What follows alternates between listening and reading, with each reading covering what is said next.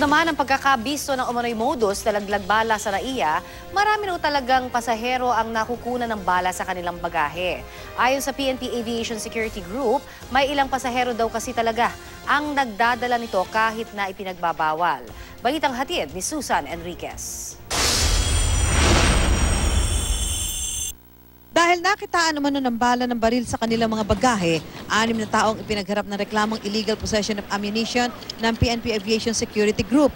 Kabilang ang pasaherong si Jennifer De Los Reyes na papunta sanang Japan nitong Sabado ng umaga. Pagdating sa X-ray, ma'am, makikita naman talaga. Kahit tignan nyo sa X-ray, ma'am, makita yung sa yung kung anong klaseng bullet at saka kung anong itsura ng bullet, ma'am.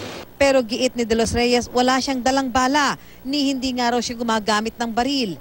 Pwede daw maabala yung biyahe natin. Hindi ko naman alam may ganun. Hindi po namin talaga alam may bala yan eh.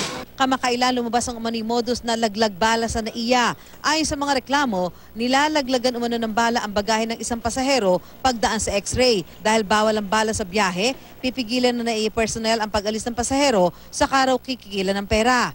Itinanggi na ito ng Office for Transportation Security. At ayon sa PNP Aviation Security Group, meron daw talaga mga nagdadala ng bala sa kanilang mga bagahe. Mula Hulyo hanggang Setyembre, umabot sa 44 na kaso ang nakuna ng bala sa kanilang mga bagahe.